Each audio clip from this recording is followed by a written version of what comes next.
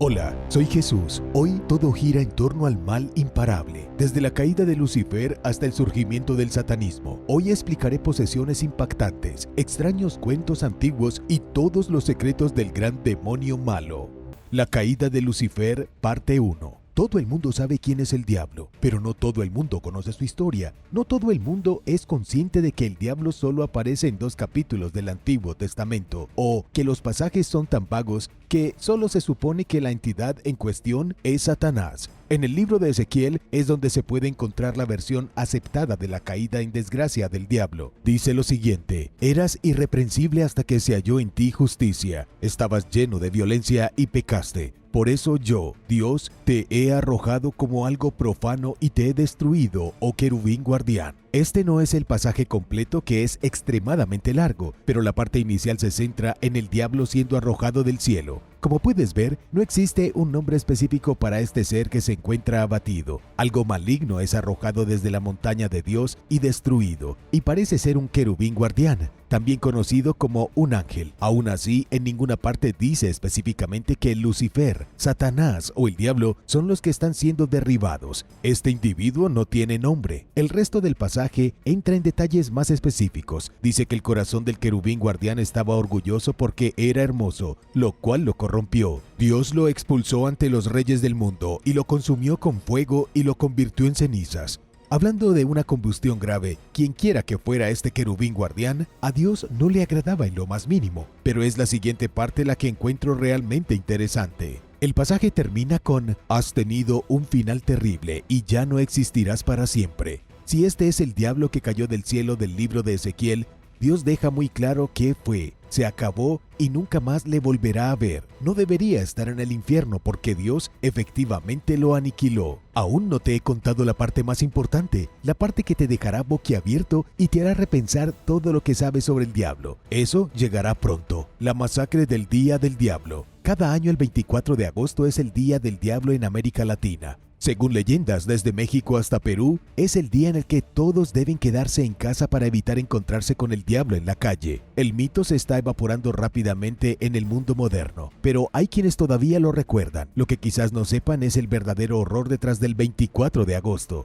El 24 de agosto es la fiesta de San Bartolomé, uno de los 12 discípulos de Jesucristo. Su nombre es Natanael en los evangelios. Después de la muerte y resurrección de Jesús, San Bartolomé difundió el evangelio por tierras lejanas, especialmente en la India y Armenia. En Armenia fue brutalmente martirizado. Desde entonces el 24 de agosto es un día para recordarlo. El 24 de agosto fue también el día de una trágica masacre que provocó la muerte de unas 25,000 personas. ¡Wow! Eso se volvió oscuro rápidamente, pero este es un video sobre el diablo, así que créanme cuando digo que podría volverse aún más oscuro. La masacre del Día del Diablo, más conocida como la masacre del Día de San Bartolomé, ocurrió el 24 de agosto de 1572. Duró 2 meses completos. Todo empezó en París, con los católicos arremetiendo contra los protestantes. Los católicos parisinos temían que los protestantes, conocidos como hugonotes, se levantaran y tomaran el control de la ciudad. Para evitar que esto sucediera, los católicos asesinaron a todos los participantes protestantes que habían llegado a la ciudad para una boda real. Si has visto o leído Juegos de Tronos, esta fue la versión real de la boda roja. A raíz del sangriento accidente matrimonial, el pueblo de París se enteró de que los católicos estaban tomando medidas definitivas contra los protestantes. Una multitud enojada de seguidores de Jesús recogieron sus antorchas y horcas. Cualquiera pensaría que estaban persiguiendo a un monstruo en un molino de granos. Fueron de casa en casa y de distrito en distrito, masacrando a todos los protestantes. No terminó en París. La noticia de la matanza se difundió, inspirando a los católicos de otras ciudades a tomar las armas. Pronto,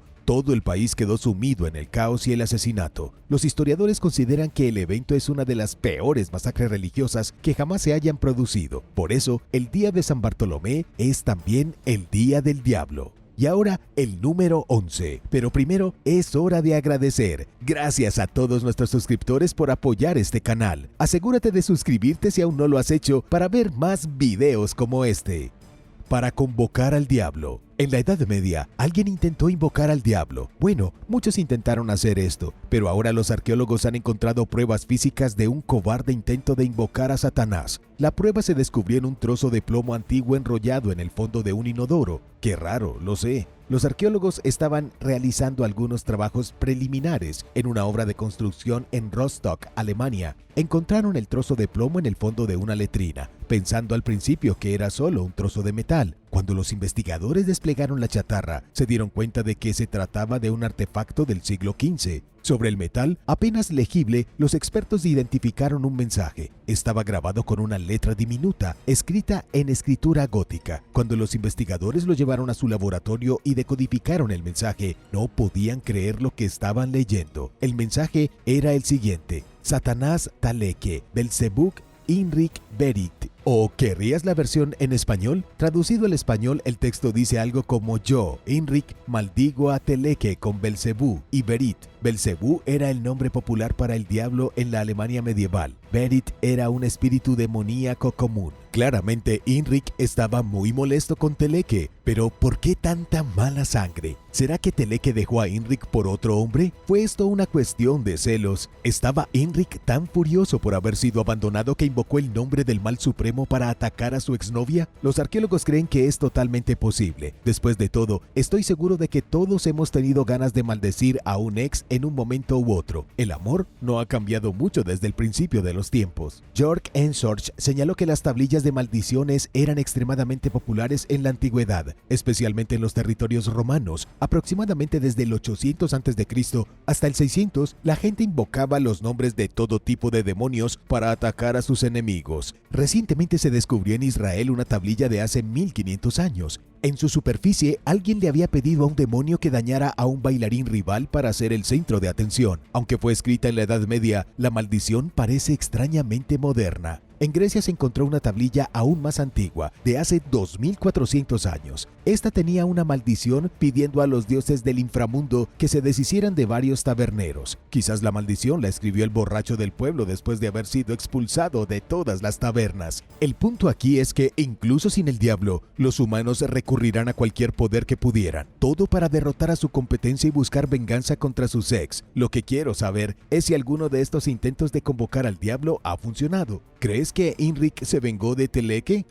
La caída de Lucifer, parte 2. Antes de la parte de Ezequiel sobre la expulsión del querubín guardián, el capítulo habla de una persona muy real. El pasaje que les hablé antes sobre el querubín guardián derribado por Dios comienza con: Hijo de hombre, levanta endecha sobre el rey de Tiro y dile: así dice el Señor. A partir de ahí, el pasaje continúa acerca de cómo el rey de Tiro era un querubín guardián ungido que fue colocado en el monte santo de Dios. El pasaje dice: tú eras el sello de la perfección, estabas en el Edén, el jardín de Dios. Toda piedra preciosa era tu vestidura, topacio, diamante, zafiro, esmeralda y labrados en oro fueron tus engastes. El pasaje describe claramente a un rey que resplandecía con joyas. Si nunca antes hubieras oído hablar del diablo y hubieras leído toda esta parte de Ezequiel, asumirías que el libro habla del rey de Tiro. Dice su nombre y todo. Quizás te preguntes cómo explican los cristianos la conexión entre Tiro y el diablo. La explicación más popular es que el rey de Tiro era Satanás encarnado. Satanás apareció vestido con un traje de piel humana y se apoderó de la ciudad de Tiro solo para desafiar a Dios y causar caos. O Satanás poseyó al rey y se apoderó de él en mente, cuerpo y alma. Lo que no se escucha a menudo es que el rey de Tiro era un hombre real que gobernaba la antigua ciudad de Tiro. Su nombre era Rey Hiram I. Y gobernó entre 980 y el 947 a.C. El rey Hiram era aliado del rey David y del rey Salomón.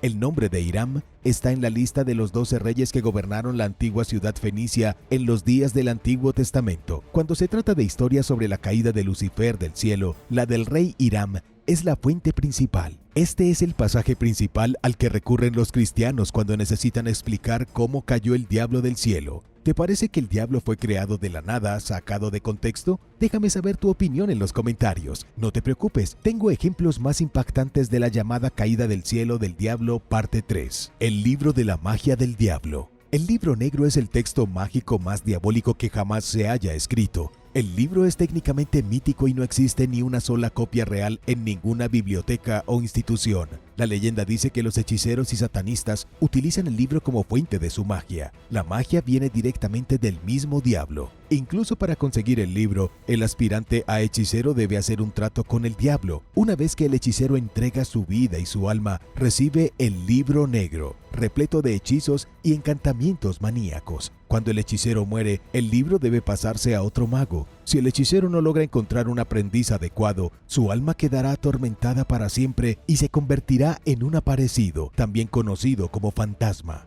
Quizás te preguntes quién cree en la existencia de un libro tan profano. La verdad es que mucha gente lo hace, especialmente en los cuentos rurales rusos. Muchos aldeanos creen que los hechiceros muertos llegan a su ciudad a medianoche, vestidos de negro para mirar las casas de sus parientes vivos. El mito ruso también dice que una vez hubo una copia del libro en el fondo del mar. Un hechicero, ordenado por una vieja bruja, descubrió el libro y desde entonces viaja con él por el mundo. Es como un vendedor ambulante que solo se ocupa de hechizos diabólicos. El doctor y el diablo. Hay tantos exorcismos que ocurren en todo el mundo que seguramente esté sucediendo uno ahora mismo. Y si está ocurriendo en Estados Unidos, es posible que al exorcista lo acompañe un profesional médico, tal vez un psiquiatra como el doctor Richard Gallagher, que es maestro de día y luchador de Satanás de noche. Richard estudió en Yale. Es un psiquiatra certificado que no tenía intención de trabajar junto a exorcistas después de graduarse, pero hoy en día es uno de los psiquiatras más solicitados para tratar la posesión demoníaca. Richard dice que es real. Aunque orgullosamente se llama a sí mismo un hombre de ciencia, dice que ha visto tantas personas poseídas por demonios que no puede, con la conciencia tranquila, decir que el diablo no existe. Pero, ¿qué tipo de evidencia ha visto exactamente Richard? Si eres como yo, quieres respuestas específicas y pruebas irrefutables. Richard ha visto esa prueba con sus propios ojos. Ha sido testigo de víctimas de posesión que hablan perfecto latín, aunque nunca antes lo habían hablado. Ha visto objetos volar de los estantes y a personas leer la mente, extrayendo conocimientos que posiblemente no podrían haber conocido. Una vez vio a una mujer de apenas 41 kilogramos arrojar a un diácono de 91 kilogramos a través de la habitación con la fuerza de un demonio desenfrenado. El título oficial de Richard Gallagher es consultor sobre posesiones demoníacas. Durante más de 25 años ha sido llamado a situaciones para identificar cuándo una posesión es real y cuándo el individuo sufre una enfermedad mental. Según él mismo, ha visto más posesiones demoníacas que cualquier otro médico. Uno de sus casos más recientes involucró a una mujer llamada Julia, que es un seudónimo, no su nombre real. Se acercó a su sacerdote local alegando que estaba siendo atacada por un demonio. El sacerdote remitió a Julia a un exorcista, quien se acercó a Richard. Richard se sorprendió cuando la joven le contó cosas sobre su vida que posiblemente no sabía. Cosas como lo que estaban haciendo sus gatos la noche antes de conocerla y que su madre falleció trágicamente de cáncer de ovario. Richard incluso escuchó a Julia hablar con voces demoníacas mientras estaba en trance, pero no mientras él estaba cerca de ella. La voz demoníaca de Julia llegó por teléfono una noche mientras él hablaba con su sacerdote, a pesar de que Julia estaba a miles de kilómetros de distancia y ni cerca de un teléfono. Julia recibió un exorcismo y el demonio se fue. No sé a dónde fue, presumiblemente de regreso al infierno. Richard creía que Julia era un verdadero caso en el que el diablo flexionaba sus músculos en este plano de existencia. Pero, ¿crees que esto fue real? ¿O todos los involucrados estaban locos? Déjame saber tu opinión sobre las posesiones en los comentarios. Teófilo de Adana.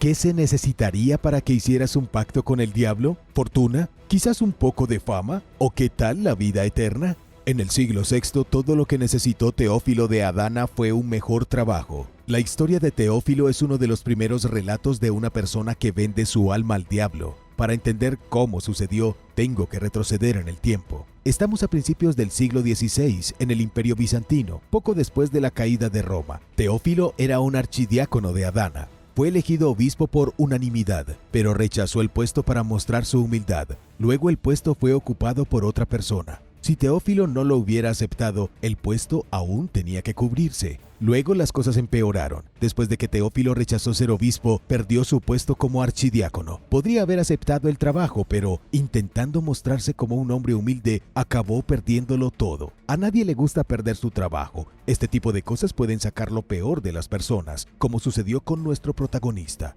Teófilo estaba tan molesto que buscó un nigromante para cambiar su destino. ¿Qué es lo más loco que has hecho después de perder tu trabajo? Apuesto a que no fue tan loco como contratar a un nigromante para contactar a Satanás. El diablo exigió a Teófilo que renunciara a Cristo y a la Virgen María, lo cual hizo. Luego firmó un contrato con su propia sangre, asegurándose su puesto de obispo. Teófilo era una persona real, pero si vendió su alma al diablo o no, es cuestión de especulación. La historia termina aproximadamente un año después, cuando Teófilo se arrepintió de su pecado, ayunó durante 40 días y luego se le apareció la Virgen María. Después de ayunar durante otros 30 días, se le concedió la absolución. Cuando finalmente logró romper el contrato con Satanás, murió abrumado de alegría. Se registró que la muerte de Teófilo ocurrió en el 538 en el reino de los francos. Es uno de los primeros cuentos cristianos sobre el diablo haciendo un trato por el alma de un ser humano. Monedas del diablo. La abadía de Bath en Inglaterra ha albergado una iglesia u otras desde el año 757. Durante los trabajos de restauración de hace 5 años, los arqueólogos encontraron algunas cosas escondidas debajo de los asientos. Encontraron monedas al azar y una orden de servicio del 15 de mayo de 1902. También hallaron 2 monedas adornadas con la imagen de Satanás. Las monedas eran cuando menos impactantes. En una cara de cada moneda estaba la imagen del diablo acompañada de la frase en latín Civitas Diaboli. En la otra cara de la moneda estaba inscrita la fecha del 13 de mayo de Anholt de 1973. Parecía que los miembros del equipo de arqueología de Wessex se habían topado con el rastro de los adoradores del diablo. Las inusuales monedas se remontan a algo escandaloso que sucedió en 1973. En la remota isla de Anholt, en Dinamarca, la gente comenzó a encontrar signos de rituales satánicos. Esto fue justo cuando el pánico satánico estaba aumentando en los Estados Unidos. En la isla danesa había máscaras que parecían utilizadas en rituales vudú. La gente encontró huesos envueltos en cuerdas. Incluso había una cabeza humana falsa empalada en una estaca y enterrada en la arena. Se llamó a un oficial de policía desde el continente para investigar. El policía danés investigó cuidadosamente y tomó fotografías de los objetos rituales. Toda la isla estaba febril y temblaba de pánico. La gente tenía miedo de salir de noche y pensaba que los satanistas estaban esperando la próxima luna llena para empezar a asesinar gente. Nunca hubo asesinatos, pero justo cuando las historias empezaron a desaparecer, las monedas del diablo empezaron a aparecer. En los años siguientes se encontraron alrededor de 370 monedas del diablo en Dinamarca y Escandinavia. Las que se encuentran en la abadía de Bath son las únicas descubiertas en el Reino Unido. El misterio permaneció sin resolver durante años. Incluso cuando el tren del hype se detuvo, alguien siguió enviando a los periódicos cartas escalofriantes. Este individuo se hacía llamar suma sacerdotisa satánica Alice Mandrágora. Todas las cartas trataban sobre beber sopa de sangre y otras cosas horribles. En 2004, las cartas cesaron. Las cartas cesaron porque Alice Mandrágora estaba muerta. Solo que su nombre no era Alice, su nombre era Knut Landkow, el bromista más dedicado de la historia de la humanidad. En 2013 se reveló que Knut estaba detrás de los objetos satánicos, las monedas del diablo y las extrañas cartas a la prensa. Aterrorizó al mundo durante décadas y se llevó su secreto a la tumba cuando murió en el 2004 a la edad de 73 años. ¿Te imaginas estar tan dedicado a una broma que fabricaste cientos de monedas falsas y las distribuiste por todo el mundo? Realmente tienes que darle un aplauso a Knut por llevar las bromas satánicas al siguiente nivel. Incluso en su lecho de muerte, guardó el secreto para que la broma pudiera seguir viva. El diablo me obligó. ¿Qué pasaría si pudieras culpar al diablo de todo tu mal comportamiento? Es un chivo expiatorio tremendamente conveniente. En la década de 1980, Arnold Cheyenne Johnson intentó hacer exactamente eso. Fue el primer caso en la historia de la ley estadounidense en el que un abogado defensor intentó librar a su cliente basándose en que el diablo lo obligó a cometer un crimen. La larga historia es más loca de lo que puedas imaginar. Abróchate el cinturón porque este es un viaje salvaje. En 1980 fue cuando comenzó el caos. David Glatzel, de 11 años, supuestamente estaba poseído por el diablo. David era el cuñado de Arnold Johnson. Arnold iba a casarse con Debbie, la hermana de David. Arnold y Debbie acababan de tomar posesión de una nueva casa. En la casa, David dijo que se enfrentó a una criatura que parecía el diablo con un disfraz de Halloween. El diablo tenía ojos negros como un trozo de carbón. El diablo buscó a David y se deslizó en su alma. Lo que siguió fue una historia como la de Amityville Horror, que también es una historia real en caso de que no lo sepas. David exhibió evidentes signos de posesión. Afirmó que el demonio se le apareció como una bestia demoníaca y murmuró amenazas en latín. David empezó a tener terrores nocturnos. Se comportó de una manera inexplicable. La familia, aterrorizada de que el niño estuviera realmente poseído por Satanás, se acercó a la iglesia católica. La iglesia envió un sacerdote para bendecir la casa. Esto asustó a la familia porque ahora pensaban que la casa era mala. Luego llegaron los demonólogos más famosos de la memoria moderna, Ed y Lorraine Warren. Lorraine afirmó que vio materializarse una niebla negra cerca de David, una clara indicación de una presencia maligna. Debbie informó a David que había sido golpeado y casi estrangulado por una fuerza invisible. Recitaba al azar párrafos de la Biblia y hablaban diferentes lenguas. Los Warren creyeron que había llegado el momento de un exorcismo. Al niño se le realizaron 3 pequeños exorcismos. Lorraine afirmó que levitó durante uno de ellos. Fue durante uno de estos exorcismos que David supuestamente demostró precognición. Predijo el asesinato que pronto cometería Aaron Johnson, el novio de su hermana. Es en este punto de la historia que lo inquietante se convierte en un crimen real. Durante uno de los exorcismos, Aaron obligó al demonio a poseerlo. Esto es exactamente lo que pasó. Días después del exorcismo, Aaron y Debbie se mudaron a un nuevo departamento. Aaron comenzó a mostrar signos de posesión inquietantemente similares a los signos que había mostrado David. Debbie estaba aterrorizada de que su novio estuviera ahora bajo el control del demonio. El 16 de febrero de 1981, Aaron asesinó a su casero, Alan Bono. Dijo que lo hizo por culpa del demonio que lo poseía. Sin embargo, el tribunal no se lo tragó y fue declarado culpable de homicidio involuntario en primer grado. Aaron cumplió 5 años de prisión, aunque nadie sabrá nunca si realmente el diablo lo obligó a hacerlo. La cueva de la Iglesia del Diablo. Cada año miles de personas viajan a una cueva oscura y espeluznante en Finlandia. Los peregrinos están allí por una razón que muchos ni siquiera podían comprender.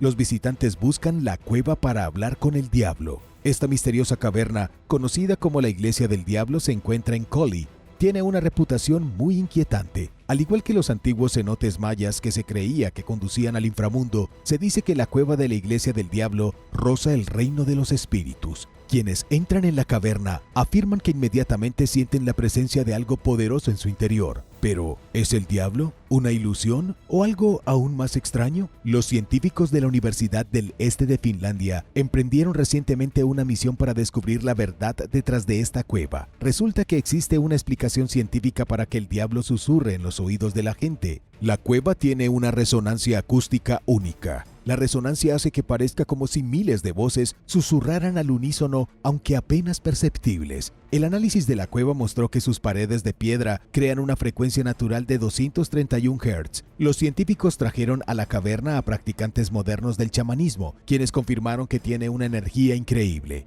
Esa energía es, según la ciencia, la extraña manipulación del sonido que se curva entre las estrechas paredes. Pero, ¿por qué la gente quiere siquiera hablar con el diablo? En el folclore local, la Iglesia del Diablo se utiliza habitualmente para rituales mágicos. Un curandero llamado Kinolainen llevó a sus pacientes a la cueva donde habló con el diablo. El diablo le diría cómo curar cualquier cosa que estuviera molestando a su paciente. Quizás el diablo no esté en esta cueva finlandesa, pero ciertamente está en los detalles. Los científicos creen que frecuencias únicas podrían explicar por qué ciertos lugares nos dan esa sensación tan familiar y espeluznante. ¿Sabes a quién me refiero? No es un demonio ni un mal juju. Podría ser tan simple como ondas sonoras que hacen sentir como si una fuerza maligna estuviera presente.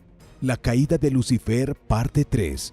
Escucha este pasaje del libro de Isaías. ¿Cómo caíste del cielo, oh lucero, hijo de la aurora? ¿Cómo fuiste derribado por tierra? Tú humillaste a las naciones. Dijiste en tu corazón, yo ascenderé al cielo. Sobre las estrellas de Dios pondré en alto mi trono. Me sentaré en el monte de la asamblea, en los confines del norte. Ascenderé sobre las alturas de las nubes y seré como el más alto. Pero vosotros habéis sido derribados hasta el Seol, hasta los confines del abismo.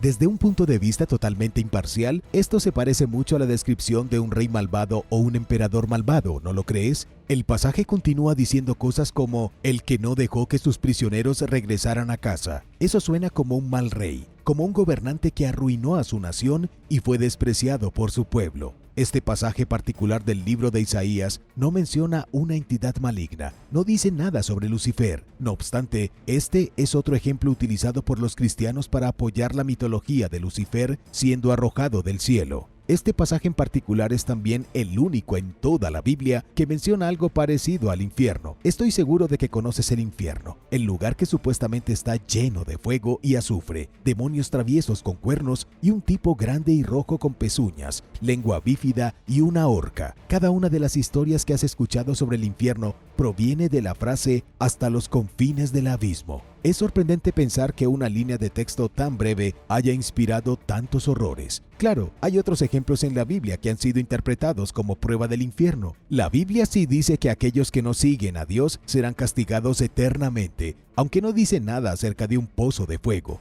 Otra parte confusa de todo el asunto del infierno es que en las traducciones al inglés o al español, el infierno sí aparece, pero solo como una traducción confusa de diferentes palabras. Hay 4 palabras del griego y del hebreo que se han cambiado a infierno en las versiones inglesas de la Biblia. La palabra Seol, que es hebrea, es una palabra que significa tumba. El pasaje "descendido al Seol hasta los confines del abismo" puede interpretarse más literalmente como ser enterrado en una tumba profunda. Sin duda, otras 2 palabras que han sido traducidas como infierno te resultarán familiares. Esas palabras son Hades y Tártaro, ambas de la mitología griega. Hades ni siquiera es realmente un infierno. Es solo un lugar al que van las almas de los difuntos. El Tártaro es la parte más profunda del Hades y lo mítico más cercano a nuestra visión moderna del infierno. La cuarta y última palabra es Gehenna, que es un lugar físico en Jerusalén que fue utilizado como basurero. En la Biblia, la Gehenna se interpreta como el infierno cuando en realidad se utiliza como metáfora, algo así como decirle a alguien que se vaya a vivir al basurero porque es basura. Duro, lo sé,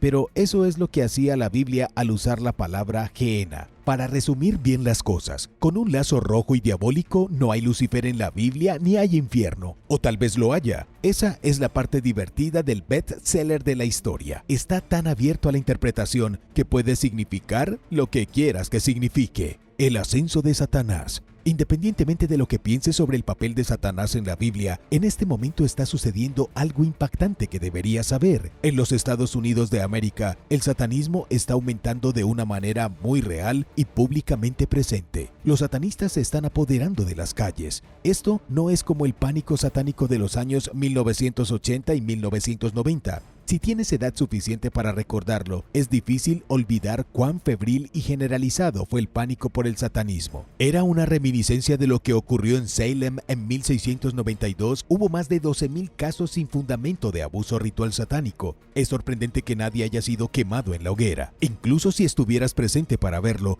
es posible que no sepas dónde empezó todo el pánico. La verdadera explosión del miedo satánico se remonta a la publicación en 1980 de un libro llamado Michelle Remembers. Fue escrito por un psiquiatra canadiense llamado Lawrence Pasder. El libro trataba sobre el abuso ritual que involucraba a su paciente y esposa Michelle Smith y cómo ella estaba involucrada en el satanismo. Después del libro, las cosas se salieron de control. El pánico satánico invadió casi todos los rincones de Estados Unidos. Se vio exacerbado por películas como El Exorcista y El bebé de Rosemary. De repente, todos conocieron a alguien que había sido poseído por un demonio. Hubo acusaciones de canibalismo y adoración del diablo en los suburbios de clase media. Muchas de las teorías de conspiración vivas durante el pánico satánico todavía están vivas hoy. En particular, la conspiración de que las élites globales, como Taylor Swift, están implicados en el secuestro de niños. ¿Y qué supuestamente hace gente como Taylor Swift con estos niños? Los sacrifican a los dioses como Moloch del Antiguo Testamento y a Satán.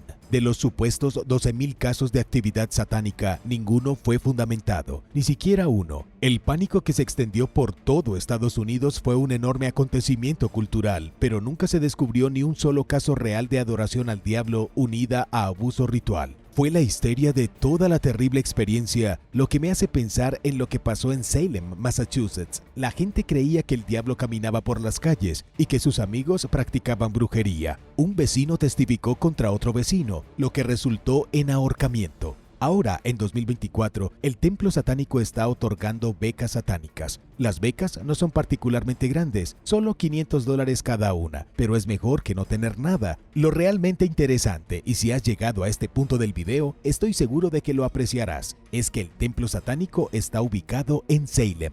El diablo en la televisión. ¿Has oído el rumor del diablo transmitido al público estadounidense el 29 de agosto de 1968? Es una leyenda urbana realmente espeluznante que puede ser cierta o no. El cuento es el siguiente. Todos los televisores se apagaron repentinamente y se quedaron estáticos, pero la estática tenía un extraño murmullo que sonaba maligno. Cuando la gente acercó sus oídos al televisor, escuchó una voz demoníaca. Se creía que la voz del diablo logró murmurar en todas las pantallas de televisión del país durante unos 25 segundos. Luego, todos volvieron a encenderse. No hay ninguna evidencia histórica de que esto haya sucedido. Nunca ha habido un evento verificado en el que todos los televisores en Estados Unidos se apagaran al mismo tiempo. Esta historia particular de actividad satánica probablemente no sea cierta. Aún así, se ha convertido en un rumor frecuente y aparece en todas las redes sociales. Por otra parte, si el diablo susurra a cada estadounidense durante 25 segundos, es poco probable que tal evento apareciera en las noticias. Nadie querría admitir que el diablo les habló.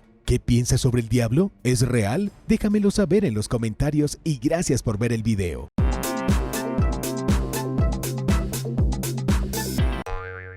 Número 8. ¿Quién es Satanás? En la fe cristiana, el diablo se conoce típicamente como Satanás y a veces como Lucifer, que era su nombre original antes de la caída en desgracia. Representa la personificación del mal y es un ángel caído que se rebeló contra Dios en un intento de volverse su igual. A menudo se considera que Satanás es la serpiente que tentó a Eva a comer del fruto del árbol prohibido en el jardín del Edén, y a veces se simboliza como una serpiente. Ha sido representado de muchas maneras diferentes a lo largo de la historia y a menudo se lo representa en una combinación antiestética de rasgos de carnero, cerdo y cabra. Existen algunas variaciones en las creencias que rodean al diablo entre las diferentes ramas de la corriente principal del cristianismo, pero en términos generales representa la antítesis de la verdad y el principal oponente de Dios. Se le culpa por tentar a la gente a cometer pecados y hacer cosas que violan su fe. Satanás no es más poderoso que Dios. La única razón por la que se sale con la suya, con las cosas que hace, es porque Dios no siempre evita que sucedan las cosas malas y a menudo elige no interferir con las malas acciones de Satanás. Mientras que la mayoría de las versiones occidentales del cristianismo enseñan que el diablo peca deliberadamente, la fe ortodoxa oriental cree que pecar es una debilidad ineludible y una forma de egoísmo a través de la cual el diablo creó la muerte. Algunos cristianos, pero no todos, creen que Satanás vive en el infierno. Por ejemplo, los testigos de Jehová no creen en el infierno y punto. Sus enseñanzas dictan que Satanás influye en las naciones, los individuos y las organizaciones, y que su trabajo no es castigar a los malvados, sino tratar de desviar a las personas del camino de la justicia. Número 7. Antiguo Testamento. El libro que los cristianos refieren como Antiguo Testamento se basa en la Biblia hebrea. Representa al diablo más como una molestia y un adversario en lugar de un antagonista persistente. En el libro del Génesis, una serpiente tienta a Eva a comer del fruto de un árbol prohibido en el jardín del Edén. Es el único árbol prohibido de muchos de los que Adán y Eva pueden comer, y la decisión de Eva de recoger frutos de él tuvo consecuencias eternas. La convirtió a ella y a Adán de seres perfectos con vida eterna en meros mortales que eventualmente morirían, y vino junto con muchas otras consecuencias. La serpiente que tentó a Eva se ha asociado durante mucho tiempo con Satanás en el cristianismo, y el consejo del diablo se alude vagamente unas cuantas veces en otras partes del Antiguo Testamento, pero como señaló la periodista de National Geographic Marina Montesano en 2018, muchos expertos creen que la historia es anterior al concepto del diablo. No es hasta los libros de Isaías y Ezequiel que se menciona la caída de Lucifer, razón por la cual algunos teólogos descartan la idea de que los escritores del Génesis vieron a Satanás como el oponente directo de Dios. Número 6. El Nuevo Testamento. Satanás se convierte en una fuerza activa del mal en el Nuevo Testamento, que es una continuación cristiana del Antiguo Testamento. En estos libros, donde la personalidad del diablo comienza a tomar forma, convirtiéndolo más en un personaje específico que en una vaga presencia que desorienta a las personas a través de la tentación. En Mateo capítulo 4, versículo 9, Satanás tienta a Jesús para que abandone su misión diciéndole: «Póstrense y admírenme». La primera epístola de Pedro contiene contiene una advertencia de precaución para ser disciplinado y describe al diablo como un adversario rugiente, como un león, afirmando además que está constantemente al acecho buscando a alguien a quien devorar. Satanás continúa evolucionando a lo largo del Nuevo Testamento. Para el libro final, el Apocalipsis, su papel se centró más específicamente en desafiar y tratar de derrocar a Dios y el cielo. Es casi como si hubiera dos demonios diferentes entre el Antiguo y el Nuevo Testamento. Su vínculo entre sí se puede encontrar en una traducción del siglo IV de la Biblia hebrea al latín conocida como la Vulgata. Es en esta traducción, en el Evangelio de Lucas, que se describe a Satanás como un ángel llamado Lucifer, cuya caída del cielo fue como un relámpago. Durante la Alta Edad Media, los escritores desarrollarían aún más este concepto, así como la idea de Satanás como un villano feroz que tiene la intención de destruir a cualquier cosa divina. Número 5. El número de la bestia. Lo más probable es que hayas oído hablar del número 666, que tiene algo que ver con el diablo, pero mucha gente sabe poco sobre sus orígenes. El libro del Apocalipsis se refiere al número 666 como el número de la bestia. A veces también se le llama la marca y se considera ampliamente como un símbolo del anticristo. Se debate su significado y algunos creen que es un mensaje codificado. El pasaje real, Apocalipsis capítulo 13, versículo 18 dice: "Aquí hay sabiduría. El que tiene entendimiento, calcula el número de la bestia, porque el número es el de un hombre y su número es 666. Una interpretación afirma que la bestia era una criatura malvada y fea que el autor del Apocalipsis vio en un sueño. Era capaz de realizar milagros, pero estos hechos tenían un costo. El ser exigió que todos fueran marcados con el fin de comprar y vender cualquier cosa, y cualquiera que se negara a adorar a la bestia sería asesinado. Los primeros cristianos escribieron en griego y cada letra del alfabeto se correspondía a un número. En una práctica de codificación única llamada isopsefi, un lector podía identificar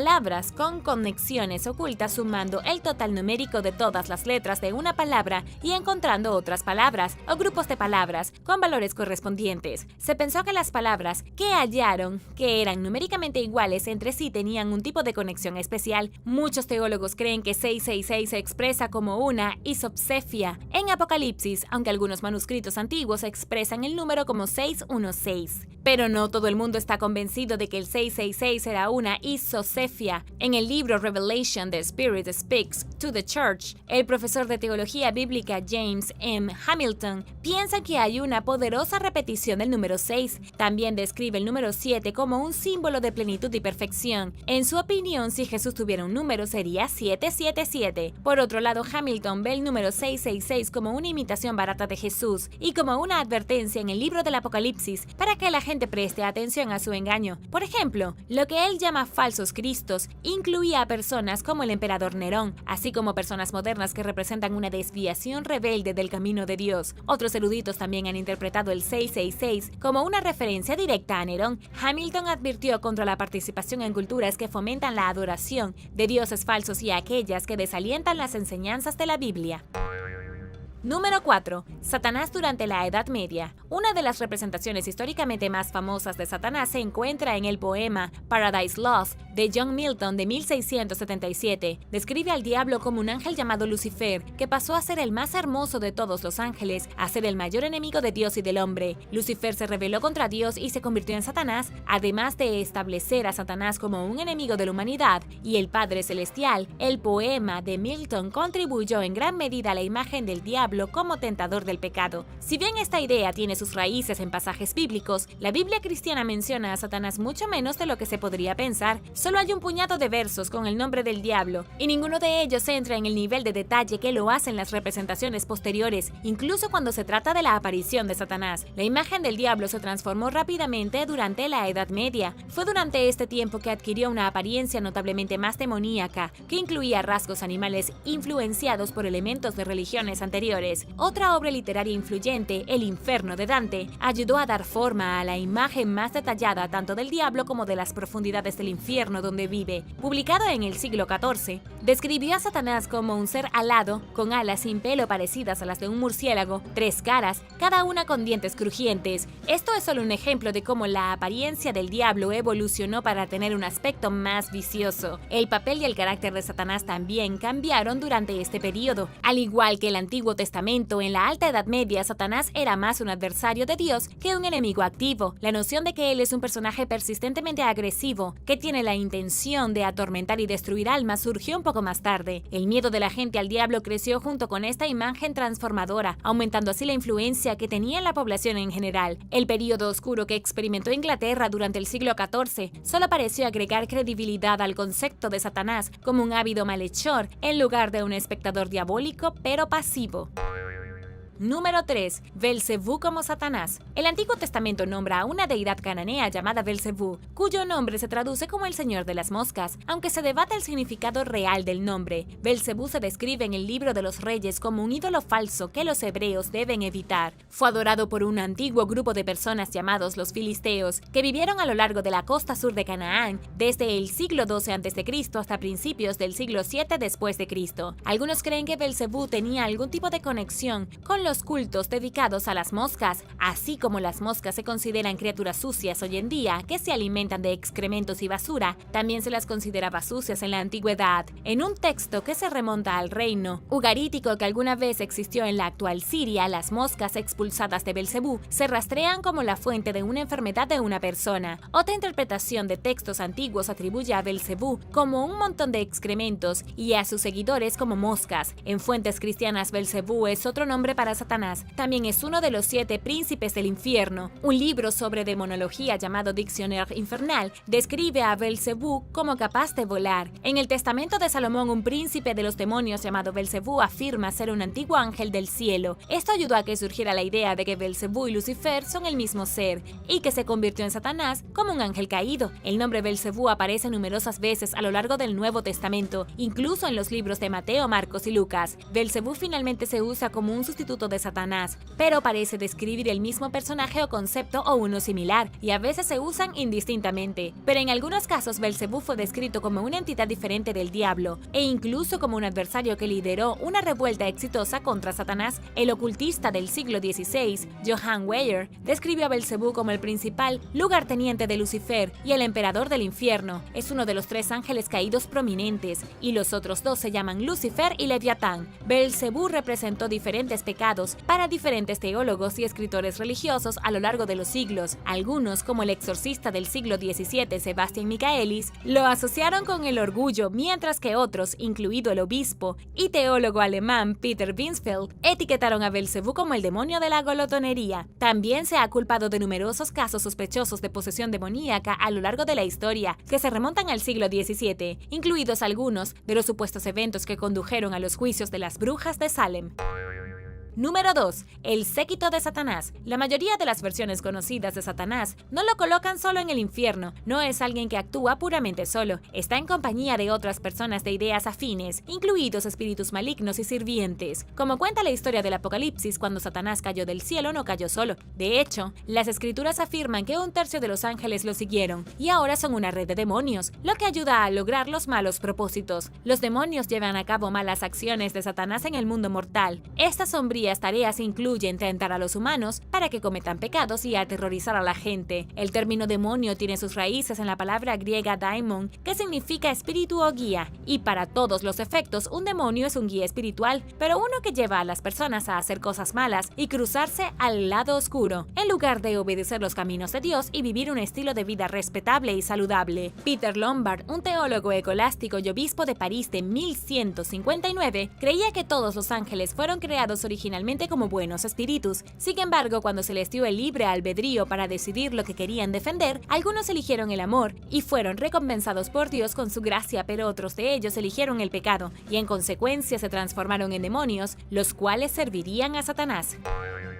Número 1. Satanás y la brujería. A lo largo de la historia, la brujería ha sido referida ocasionalmente como la obra del diablo. La brujería ha existido durante miles de años y no estuvo directamente asociada con Satanás hasta el siglo XV. Antes de eso, los conceptos espirituales sobre lo desconocido y otros aspectos del misticismo no se consideran estrictamente buenos o malos, sino una combinación de ambos. El concepto de brujería como forma de adoración demoníaca o satánica tomó forma durante la Edad Media. Fue un periodo histórico particularmente paranoico plagado de enfermedades, persecuciones o guerras santas. En su búsqueda de explicaciones de por qué sucedían ciertas cosas, la gente se apresuraba a culpar al mal y junto con él a personas a las que se acusaba de practicar rituales religiosos nocivos. La brujería fue etiquetada como un acto malvado en las iglesias cristianas de toda Europa. Ya en el siglo XIII, las propias brujas eran vistas como sirvientas de Satanás que realizaban su trabajo sucio en la tierra. Por retrógrados que parezcan, estos puntos de vista irónicamente tomaron forma durante la época en la que las personas tenían mayor acceso a textos bíblicos. Los plebeyos también se están volviendo más alfabetizados en un momento en que la lectura y la escritura estaban restringidas en gran mayoría a las clases más privilegiadas. Algunas de las opiniones dañinas que desarrollaron las personas resultaron directamente de sus interpretaciones de primera mano de la Biblia. Lo que estaba ocurriendo entre las masas por primera vez en la historia. Tomaron personajes sobre el mal y Satanás y los aplicaron a situaciones cotidianas y en algunos casos se apresuraron a culpar de los percances mortales a la mala conducta espiritual. Culpar a la brujería del comportamiento de alguien también facilitó convenientemente desterrarlos de la iglesia, especialmente porque los fieles rápidamente creyeron estas acusaciones. En ese momento la religión cristiana estaba plagada de histeria y era mucho más probable que las personas adoptaran un enfoque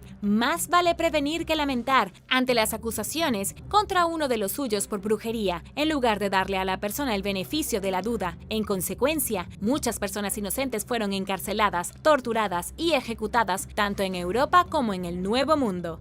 Gracias por ver el video. ¿Quién crees personalmente que es Satanás? Déjame saberlo abajo en los comentarios. Y no olvides darle me gusta al video. Asegúrate de suscribirte antes de irte y nos vemos la próxima vez.